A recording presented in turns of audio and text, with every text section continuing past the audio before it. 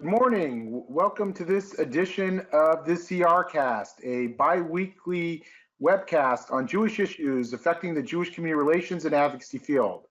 We're really delighted to have with us one of the top activists in Israel on religious pluralism, Jewish pluralism issues. We have with us Orly Erez-Likhovski, who's the director of the legal department for the Israel Religious Action Center. Orly, you studied at Tel Aviv University, you got a degree in law. You also spent time in the United States studying at Columbia.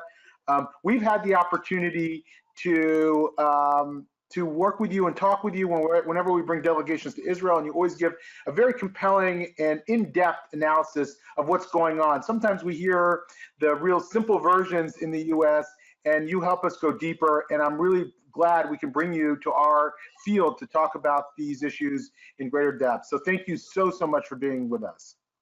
Thank you, it's a pleasure. Okay. So I want to learn a little bit more about IRAC, the Israel Religious Action Center. Tell us what you do, how you function in Israel. Okay, so IRAC is the legal and public advocacy arm of the reform movement here in Israel. We are the leading organization dealing with issues of religion and state, freedom of religion, and we both represent the reform movement itself and its congregations in our fight for equality and pluralism, which I'm sure we'll talk soon a lot about. But we also do many more other things. So we work to promote for Tikkun Olam. We deal with many issues which we feel should be addressed by us and should be redressed in Israeli society, focusing mainly on issues of women's rights, gender segregation on the public sphere, and also fighting racism and protecting the Arab minority. So those are the two big other issues that we deal with other than freedom of religion. Wonderful. I'm going to invite our viewers to write questions in the question section, and we'll do our best to get to as many as we can. All right. So what are some of the current struggles that sometimes we read about on pluralism in Israel, sometimes we don't? What are you working on? What are some of those ongoing struggles? Okay, so first of all, as all of you know, there is no separation between religion and state in Israel. And so this means that when we're talking about Judaism, religion is equated with orthodoxy. And so it means discrimination in almost any context that we're talking about. So the state is heavily involved in supplying religious services, but it does so in a discriminatory manner. And we have to take each discriminatory practice and challenge it in the courts. I can tell you that just before giving you a few examples, if we talk about what is our vision to the right way things should be here in Israel, we think that complete separation between religion and state is not realistic, and it's also not, I think, a proper solution. But we do think that the solution should be institutional separation between religion and state, or between religion and politics, because one of the big problems is that we have the chief rabbinate, that's an ultra-Orthodox body that is part of the government, and it has a lot of power. And of course, it receives different benefits that the other streams of Judaism does not receive. And if we would be able to disconnect this really unhealthy connection, things would be much better. And this is what we try to do. Now, when we look at Israeli law, there is only one subject in which the chief rabbinate or orthodoxy in general has the upper hand, and this is the area of marriage and divorce. So marriage and divorce in Israel could be done between Jews, could be done only through the chief rabbinate in an Orthodox marriage.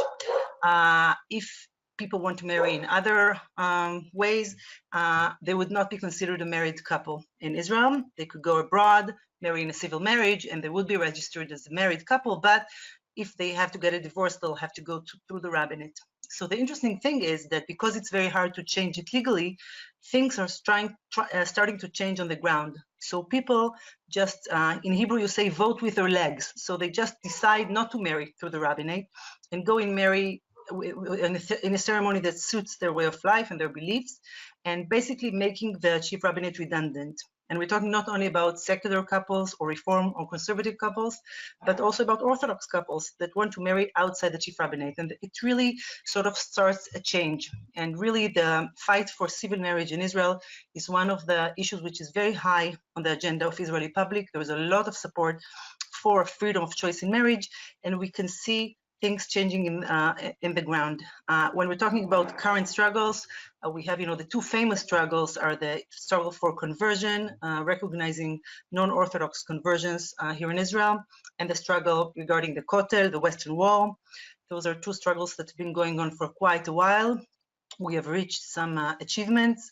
When we're talking about conversions, reform and conservative conversions performed abroad, like in the United States, are recognized in Israel for the purpose of the law of return. So they grant the convert with citizenship, but still such conversions performed here in Israel are not recognized by the state for the purpose of the law of return. The issue of the Kotel, I'm sure all of you have heard about the Kotel agreement, which the former government passed 3 years ago and unfortunately didn't go through because the government retracted. We have a Supreme Court case pending. We have an upcoming hearing this September. Hopefully the court would force the government to basically go again and implement the Kotel agreement, because what is happening today at the Western Wall is a very, very difficult situation. I can tell you that I go almost every month for a Rosh Chodesh prayer with Women of the Wall, whom I represent in court as well. And we are always subject to harassment, to violence by Orthodox people who come to oppose this form of prayer. And we are really hoping that the court would decide in our favor. So this is just two examples. There are many more, which I can give maybe later.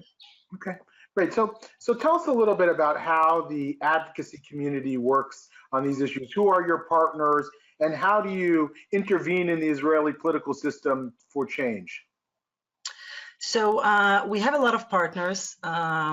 We have both, of course, the conservative movement in Israel is a major partner. We do all of our struggles against the Orthodox monopoly together. We have partners among pluralistic organizations. And the interesting thing is that we have partners also among moderate Orthodoxy, modern Orthodox in Israel. And the interesting thing is that we feel that some of our struggles, some of our initiatives really paved the way for modern Orthodoxy to go in our footsteps. So I spoke about conversion. We have our own Bedin, our own conversion system. Modern Orthodoxy basically set up their own Bedin, their own conversion system outside the Rabbanut, because they said the conversion of the chief rabbinate is too strict, too radical. And so they set up a conversion system and went to the court, and the court recognized their system. And the same goes for marriages. So they really built up initiatives which go along our lines, and it really shows us there's a large consensus of really the need to break the Orthodox monopoly.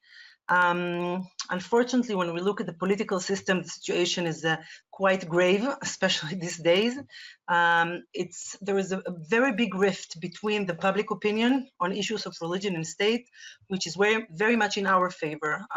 If in any survey, issues of civil marriage, of public transportation on Shabbat, are very high up on the agenda of many Israelis, all across party lines. So people on the left, on the right, they want people to have the choice how to get married. They want people to have some sort of public transportation on Shabbat, not to be trapped in their houses because it's Saturday.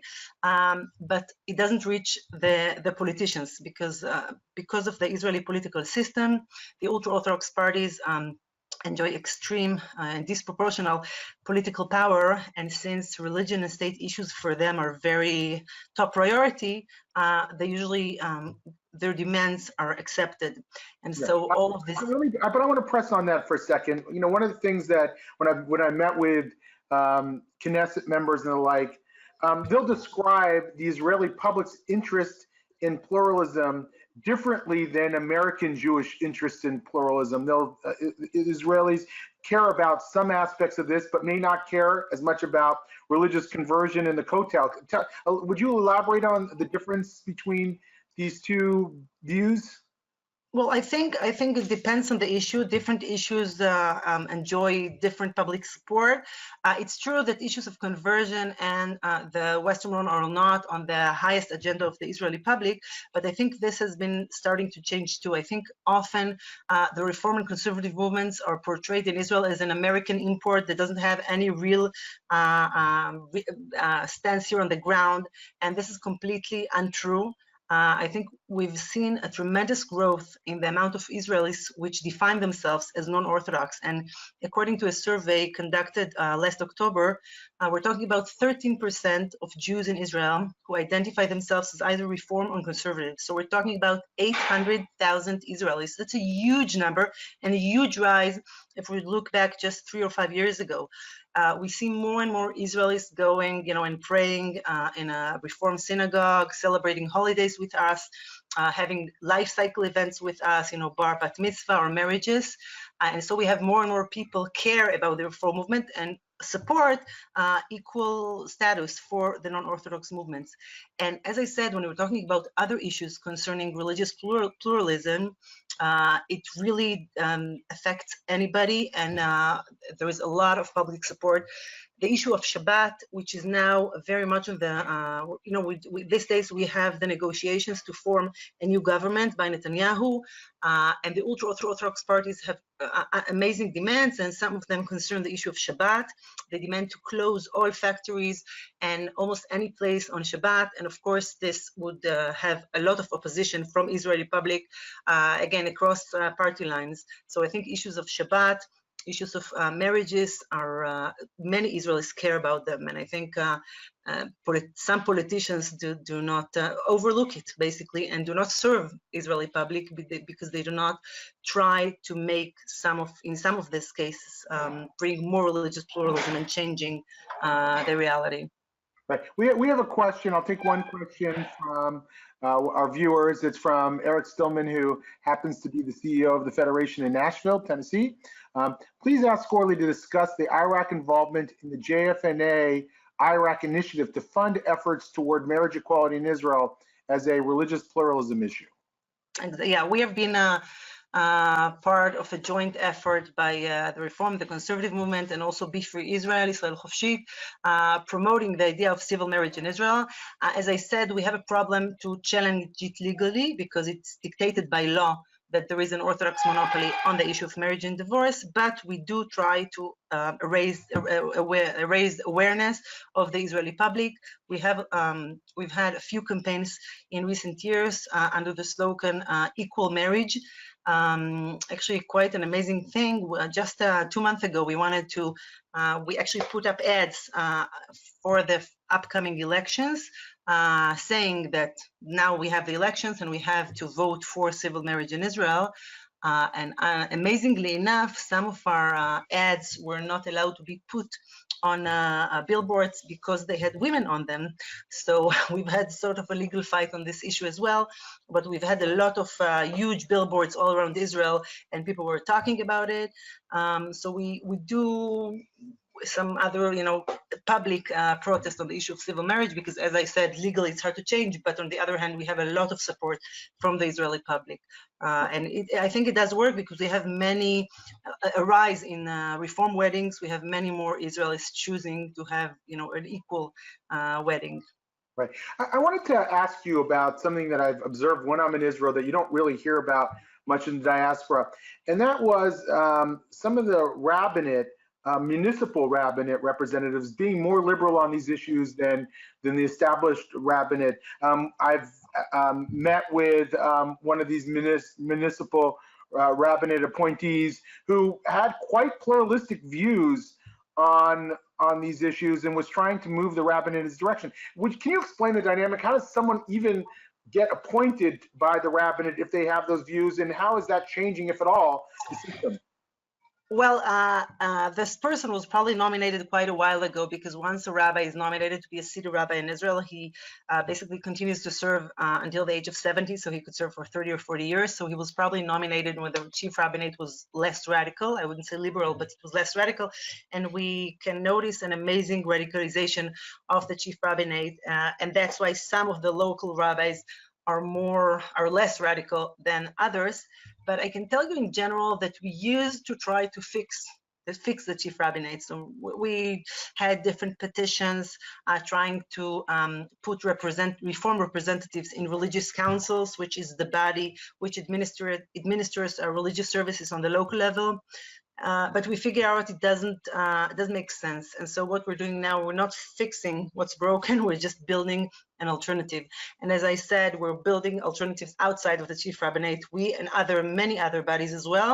And this is very powerful and this is very strong. So it sends a strong message. We don't want to go into this institution, which is, Israelis don't have any trust for it. And that's why we sort of have our own institutions and we demand equal treatment for the government. So we do it usually through the legal tool, but not necessarily through it alone. Well, if the Supreme Court rules in your favor on the issue of the Kotel, for example, do you have high confidence that the government will actually act accordingly? Okay, so the status of the Supreme Court these days is very fragile in Israel. I don't know how many of you follow the news, but there are many initiatives coming mostly from the Likud and also from other right-wing parties to curtail dramatically the power of the Supreme Court, both not to enable the court to strike down laws which are unconstitutional, and also just a couple of days ago, new initiatives saying that the court would not be able to tell the government what to do, something like that. I mean, crazy. Basically abolishing the power of the Supreme Court. I can tell you that the Supreme Court has become, because of harsh criticism, very cautious in dealing with our cases in general. Issues of religion and state are the most explosive here in Israel, and so we noticed that the court is very reluctant to intervene in our favor. The Supreme Court, the justices themselves said that they cannot understand how the government decided to implement the Kotel agreement and then decided not to do so. So first of all, we have to see that the court does actually decide on our favor. And it's very hard to say what the government is going to do because the balance between the different powers now in Israel is very problematic. We are in a very critical stage of Israeli democracy. IRAC is also one of the leading organizations which fights for democracy and against anti-democratic bills. And so we're going to, this is something that is on my agenda, especially these days. I can tell you that we have led the fight against the nation-state bill this past summer. We managed to make some of the provisions less radical than they were, but we didn't manage to make the Knesset say the word equality in the nation-state bill, which is very troubling. So the whole issue of now the relationship between the court and the government is very worrisome. So you've alluded to some progress that's been made. A lot of times when American Jews talk about these issues, we assume that things are always getting worse all the time. I think that's the general perception, that things are always getting more stifling and the rabbinate is gaining power. But we also I hear from you that there are success stories, and you've alluded to a few of them. Can you elaborate on that? What are some of the successes that you've had, that this movement has had in the past few decades in making Israel more pluralistic? So yeah, we've had many success stories. As I said, in Israel, basically the fact that we're discriminated against is illegal, at least up until now. Hopefully it will stay this way. And so oftentimes when we go to court, we win because the court orders the government to act equally. And so since 2012, we broke the Orthodox monopoly regarding the payment of salaries of rabbis. So the government pays the salaries of rabbis all across the country. And until 7 years ago, all the rabbis who received salaries were Orthodox men. But since 2012, the salaries of our rabbis have been paid by the state. For now, only in regional councils, but now we have the issue of cities pending before the court. But it's very dramatic that the state pays the salaries of Reform rabbis. The same goes for synagogue buildings. The last couple of years, the Ministry of Religious Services, which is a ministry headed by an ultra-Orthodox minister, helps to funds synagogue buildings for Reform congregations around Israel. And this is something that would be unheard of 10 years ago. So this is a great progress. We've had many victories representing Reform and conservative congregations before the courts in their quest to get land allocation, to get funding. We've had many success stories. So I think now both government ministries and municipalities understand that they have to grant equal status to the Reform movement. And just to give another example, the issue of kashrut.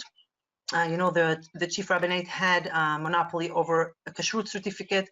It was dictated by law, but after a very long legal struggle that we have led, the court basically allowed restaurants to receive certificates of other bodies outside of the chief rabbinate, stating the rules of kashrut. They cannot use the word kosher, but they can state that another body supervises them.